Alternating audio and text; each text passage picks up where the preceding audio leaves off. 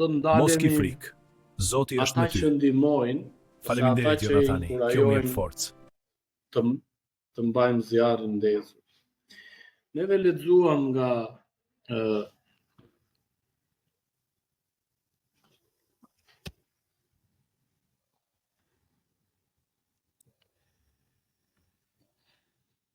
nga para Samuelit kapitulli 23. Lexuam historinë e Davidit. Në qoftë se do t'japim pak historik për Davidin, si e nisi Davidi këtë lloj udhëtimi, le të them. Davidit e thirri Perëndia dhe e thirri që ai do të ishte mbret për Izrael. Kombi i Izraelit në atë kohë kërkonte që të kishte një mbret, dhe ndërsa ata kërkonin mbret, po kërkonin të madh, me shtat lart, edhe që ishte më thënë një figurë e madhe dhe e fuqishme, le të themi. Dhe Sauli ishte një i tillë. Në fakt, Perëndia kishte plan dikë tjetër, kishte plan Davidin, edhe Davidi hyri në skenë pikërisht në momentin kur që e njohën të gjithë, ishte në momentin që ai vrau Goliathin. Qofse ju kujtohet ajo skena e famshme me një spango, ai lidhi një burrë dhe ja vërviti Goliathit në ballë. Edhe që këtu ai hyri në skenë dhe pastaj fitoi një popularitet shumë të madh, u bë shumë i njohur në kombin e Izraelit. Davidi tashmë ishte ai, le të themi, figura, heroi i kombit të Izraelit. Nuk ishte më Sauli. Ndaj Sauli këtë gjë nuk e duronte dot. Edhe Perëndia ja tha, haptazi, ti tha, nuk do të jesh më mbret, por do të jetë David. Që nga ky moment Sauli vendosi që ta vriste, ta hiqte qafë David. E shikoni që si ne njerëzit në mënyrë që të përballemi me një problem të tillë, ne dhe themi ta heqim qafë, ta vrasim. Kur ke fuqi, kur ke kontroll, kur ke... Në këtë kapitull, që sa po lexuam së bashku pak më parë, kapitulli 23 i Samuelit, tregon ose vazhdon të tregojë historinë e jetës së Davidit, që e nisi në shkretëtir. Ai kaloi pra nga një hero që ishte në momentin kur ai vrau Goliathin, një hero shumë i madh, në armikun, ose edhe pak më përpara, që se mbani mend, ju kujtohet si histori, Sauli jo vetëm që e vlerësoi në fillim Davidin, por i dha dhe vajzën e tij për grua. Edhe te themi nga heroi, nga dhëndri i Saulit, i mbretit të Izraelit, u bë tani armiku numër 1. Ose si themi neve, siç thuhet, që njeriu më i kërkuar në atë kohë nga policia, nga ushtria e mbretit. Në këtë lloj historie, Perëndia i mësoi ose i dha 7 mësime Davidit. 1. Shërbim, ti shërbej Zotit. Bindje, pra ti bindet Zotit. Varësi, të varet ose të dorëzohet plotësisht tek Perëndia. Se neve gjithmonë themi, lutemi, por përsëri kemi qef t'i fusim pak hundët edhe themi ta bëjmë vetë. Lutje, pra Davidi u lut, inkurajim, pra Perëndia inkurajoi Davidin. Davidit i mësoi gjithashtu dhe besimin. Dhe e 7-ta, të ishte mirënjohës. Shërbes, Perëndia i dorëzon ose të jep ty në mënyrë që ti mund t'i japësh të tjerëve. Tek e para Samuelit 23, vargjet 1 deri në 4. Edhe pse ai Davidi ishte në kërkim, bëri diçka që ishte përtej kontrollit të tij në fakt. Ai shkoi dhe u përball ose luftoi kundër filistenjve. Në fakt luftoi kundra filistenjve atëherë ishte goxha si thuash sipërmarrje. Davidi me vete kishte 400 veta, por ndërkohë që gjatë rrugës atij u bën afërsisht 600 veta. Dhe Davidi tek vargjet 1 deri në 4 mësojmë që Davidi dëgjoi që filistejnë po plaçkisnin qytetin e Keilahut. Por Davidi i pyet 2 herë Perëndin, i kërkon Perëndis siguri. Vargu 2 thot Zot, Davidi u këshillohet me Zotin duke thënë, të shkoj unë ti mund këta filistej? Zoti ju përgjigj me këto fjalë. Davidit, shko mundi filistejn dhe shpëto Keilah. Davidi shkoi dhe i tha çuna hajtë se do ikin do luftojnë filistejn. Edhe ata thanë se nuk ishin ushtar të mirëfillt, që kishin armatim të mirëfillt për të luftuar. Ata thanë ne kemi frikë nga judejt. Imagjino tani të shkojmë të përballemi me filistejn. Davidi shkon dhe konsultohet dhe një herë tjetër me Perëndin. Këshillohet. Zoti tha, shoh, zbrit dhe çliro Keilah. Në këtë mënyrë Perëndia i tregoi atij që edhe në momente të vështira, siç ishte Davidi, fakt Davidi po kërkohej të ekzekutohej. Imagjino tani, ishte nga mbreti i të hershëm, ishte dhënë urdhëri që ai të vritej. Në momentin që do kapej mbreti aq shumë e urrënte sa donte ta vriste vetë. Edhe ne mësojmë më vonë që ndërmarrjet e tij ishin të tilla që ai po shkonte vetë që ta vriste Davidin. Nuk po dërgonte luftëtar, ushtar. Çfarë mësojmë neve te kjo pjesë? Të jemi si Davidi dhe të ndihmojmë të tjerët në nevojë. Është shumë e lehtë të përballemi ose ta zem kohën tonë, ta zem jetën tonë, ta zem zemrën tonë, edhe të jemi të përfshirë me hallet tona, me problemet tona, me shqetësimet tona. Por Davidi tregoi që për Keilahun ishte si një dritë në fund të tunelit. Edhe shkoi dhe çliroi Keilahun. E di ku ishte më e keqja? Keilahu ishte Perëndia i dha një përgjigje Davidit dhe ata ishin të gatshëm që t'ia dorëzonin mbretit Saul Davidin. Nëse Sauli do të arrinte në qytetin e Keilahut, ata krerët, drejtuesit e qytetit do ja dorëzonin Davidin. Edhe pse Davidi i çliroi, pra, ata ishin të gatshëm përsëri. Imagjinoni, për ne sot Jezusi është drita e vërtet për të gjithë botën. Tek Gjoni kapitulli 8 vargu 12 e lexojmë këtë. Ai erdhi pra të liroj të shtypurit. Fryma e Zotit, pra e Zotit Perëndi është mbi të gjithë, është mbi ne sot, është këtu për shkak të sakrificës që Jezusi bëri në kryq për mëkatet tona. E njëjta gjë, këtë lloj dëshire, këtë lloj si thuash, vullneti duhet kemi ne përpara Perëndis. Bindja, Davidi tregoi bindje gjithashtu duke ju bindur Perëndis dhe i shkoi pikërisht për të bërë atë që ai Perëndia u tha. Vargu 5. Atëherë Davidi shkoi me njerëzit e tij në Keilah, luftoi kundër filistejve, u amori baktit dhe bëri kërdin të madhe në radhët e tyre. Kështu Davidi çliroi banorët e Keilahut.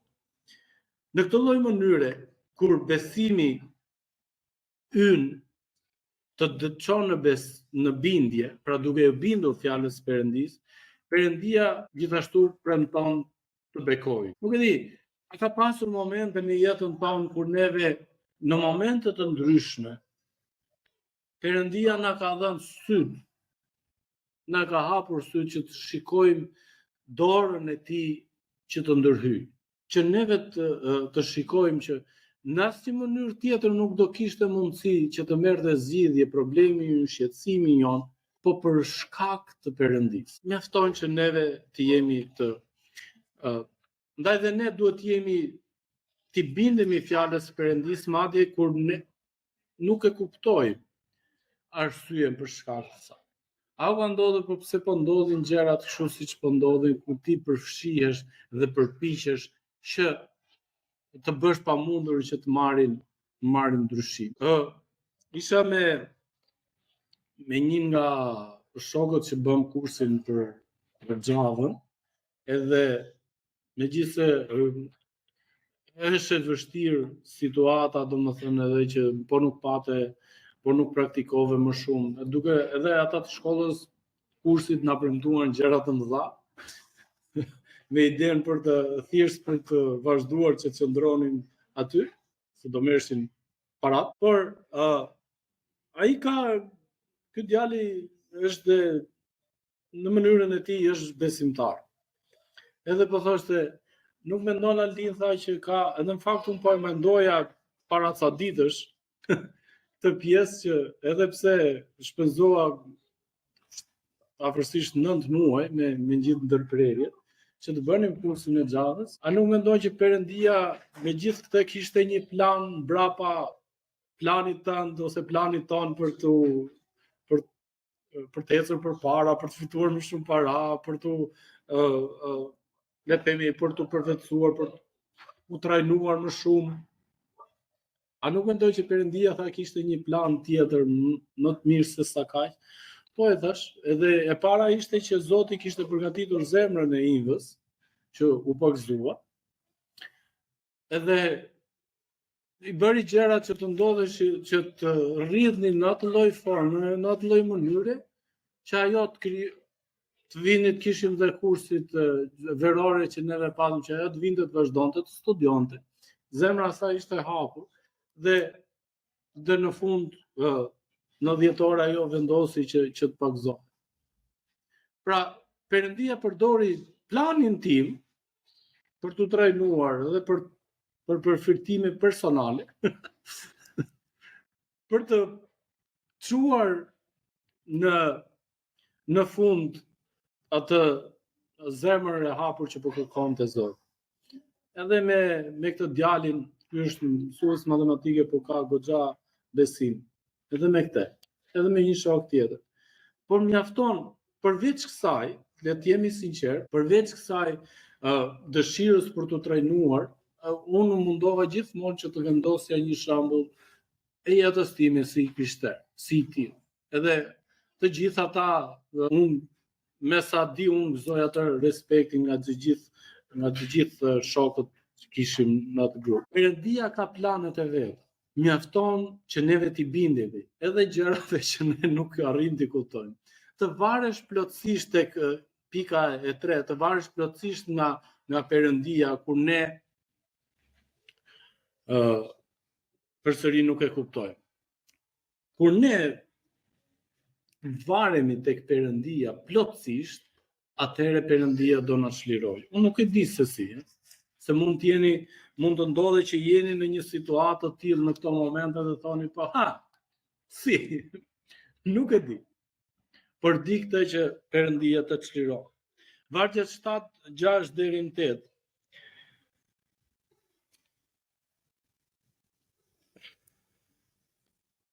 Gjashtë deri në 8 na tregojnë pikërisht për këtë situatë kur Sauli mësoi që Davidi do ishte në Kela dhe ai u nis atje për ta kapur, por nuk e arriti. Zoti e këshilloi Davidin dhe i tha pikërisht të gjëra. Kur Davidi tha tek vargu 10, o Zot Perëndi i Izraelit, shërbëtori yt ka kuptuar qartë që Sauli kërkon të vijë në Kela për ta shkatëruar qytetin për shkakun tim. Krerët e Kelau do të mërcëzojnë në duart e tij. Pra, Sauli jo vetëm që ishte i gatshëm që të vrisë Davidi, por do të shkatërronte gjithë qytetin. Edhe Zoti tha, po, ata do të dorëzojnë. Të varesh plotësisht tek Perëndia dhe mos të mbështetesh në asnjë moment në të kuptuarin tënd. për të lejosh Perëndin, do të thot besim i fortë, me baza të fortë. Në fakt, Sauli u mbështet me atë mendjen e tij, me zemrën e tij dhe kërkonte me çdo qëllim që ta vriste Davidin, por nuk e arriti. Të besosh pra Zotit me gjithë zemër, nuk dhe mos të mbështetesh në mendjen tënde. Pro fjalët e urta kapitulli 3 vargu 5. Ka lutje. Perëndia udhëzon, të drejton drejt shpëtimit ose drejt zgjidhjes së problemit tënd kur ti ja kërkon atij në lutje. Nuk e di sa ku qysh tek, por di që Perëndia e bën këtë gjë. Vargjet 9 deri në 15 që kemi ato momentin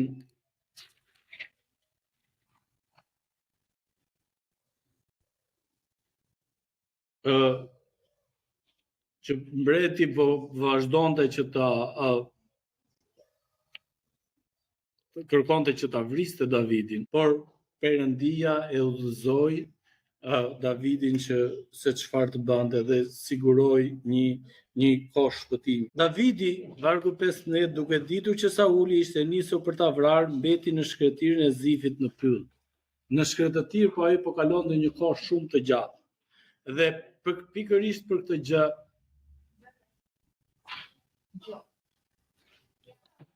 Davidit i humbi besimin.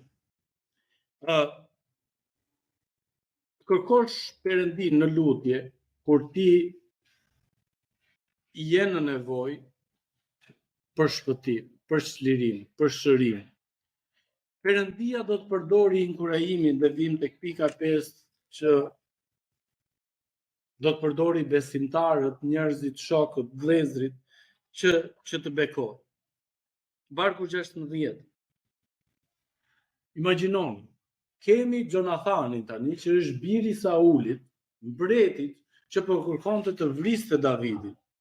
Shkon dhe inkurajon Davidin dhe thot shkoj. Vargu 16. Atëherë Jonathani, biri i Saulit, u ngrit dhe shkoi te Davidi në pyll dhe e ndihmoi të gjej forcë te Perëndia. Edhe pse Davidi po konsultohesh, po këshillohesh me Perëndin për veprimin që të bante, por siç duket kur vjen koha tek që vjen Jonathani ta inkurajoj, ishte shumë poshtë me besimin e tij. Dhe Jonathani vjen pikërisht në këto momente, Zoti e përdor që ta inkurajoj dhe vargu 17 thot: mos ki frikë, sepse Sauli ati im nuk do të arrijë të shtjerë në dorë. Ti do të mbretërosh mbi Izraelin dhe unë do të jem i dyti pas teje. Vetë Sauli ati im e di këtë gjë. Jonathani e ngushullon, e ndihmon, e forcon besimin e Davidit me me shpenzimet e veta, duke marrë parasysh edhe pasojat që ai do mund të kishte nëse i ati i tij do ta merrte vesh që Jonathani kishte shkuar ta takonte Davidin. Perëndia na thret ne që të jemi si Jonathani për të tjerët, për të inkurajuar në momente të ndryshme. Prandaj, nëse kemi mundësi, nëse kemi një mënyrë ose dim një mënyrë të ndryshme me vëllezërit tanë, le të mund të inkurajojmë ata. Besimi të kesh besim që Perëndia do të çliroj kur ty çdo gjë të duket që s'ka më shpresë. E di sa e frikshme që është. Armiku më i madh për vetë njeriu, e dini kush është për gjithë secilin prej nesh? Është vetja jonë, është mendja jonë. Qofse neve arrim të kontrollojmë mendimet tona, shqetësimet tona, brengat tona, por të mendojmë dhe të arrim të mendojmë pozitivisht, edhe të jemi mirënjohës Zotit për çdo ditë që na dhuron, ndryshon shumë. Ndaj dhe problemet të shqetësimet fillojnë pikërisht të kjo gjë, duke menduar këtë. Nuk po themi për aq kohë sa varet në dorën tonë. Për aq kohë sa varet në dorën tonë, duke menduar pozitivisht, çfarë ndodh kur neve trembemi, Kemi rraje zemre të shpeshta, kemi çat rregullime, kemi naftohet trupi, dalin djerës të ftohta, gjithë këto procese që shkaktohen në trupin ton, i shkakton mendja jo. Imagjino sa e fuqishme është mendja, edhe ka fuqi me trupin ton, me këtë gjë. Imagjino që nëse neve këtë lloj fuqie, këtë lloj energjie ta kontrollojmë në këtë lloj forme që ta kalojmë duke e kontrolluar për mirë. Mirënjohja, që është e fundit, ta falenderojmë Perëndin kur ai na largon ose na shpëton nga e keqja. Vargjet 24 deri në 29. Le t'i lexojmë këto vargje dhe atëherë ata u ngritën dhe shkuan në Zif përpara Saulit, për Davidi dhe njerëzit e tij ishin në shkretin e Maonit në Araba, në jug të shkretëtirës. Kur Sauli dhe njerëzit e tij shkuan ta kërkojnë Davidin, e kishin lajmëruar, prandaj zbritin te shkapi dhe mbeti në shkretëtirën e Maonit. Kur mori vesh Sauli, e ndoqi Davidin në shkretëtirën e Maonit. Sauli ishte mbi një anë të malit. Imagjino sa e frikshme ishte ky moment. Në një anë të malit ishte Davidi, në një anë të malit ishte Sauli. Edhe pse kur Davidi po shpejtonte marshimin, edhe pse po vraponte për t'i shpëtuar Saulit, ndërsa Sauli dhe njerëzit e tij ishin duke rrethuar Davidin dhe njerëzit e tij për t'i kapur. Pra po rrethonte të gjithë malin për të kapur Davidin. Edhe duke menduar në çdo momente, Sauli ja arriti qëllimit, po thoshte gati. Kështu Sauli e ndoqi, tek 27 arriti një lajmtar, arriti tek Sauli dhe tha: shpejtohu të vish, sepse Filistejnë kanë pushtuar dhënë. Imagjinoni, la të gjithë mbretërinë, la të gjithë kombin për të vënë pas një dëshire apo si një zëmrimi që ai kishte në mend. Dhe kështu Sauli nuk e ndoqi me Davidin, ishte gati për ta kapur dhe shkoi të përballojë që të luftonte Filistejnë. Prandaj ky vend u quhet Shkëmbindar. Dhe Davidi e falenderoi Perëndin. E adhuroi Zotin. Në këto momente të tilla, kur neve kemi këto momente të shpëtimit të jetës sonë, le të mendojmë pikërisht këto gjëra. Është një kohë për të shërbyer, është një kohë për t'u bindur Zotit, është një kohë që neve të varemi tek Zoti, është një kohë që neve duhet të lutemi Zotit, është një kohë që neve të inkurajojmë njëri tjetrin, të ndihmojmë që mos të humbasim besimin. Është një kohë ku neve gjithashtu duhet të kemi besimin, të jemi të fortë, të presim për shpëtim nga Zoti. Dhe gjithashtu ti jemi Zotit mirënjohës, t'ia japim lavdinë Zotit, sepse atij i përket e gjithë lavdia. Paqja dhe hiri i Perëndisë qoftë me gjithë secilin prej jush, Zoti ju bekoj.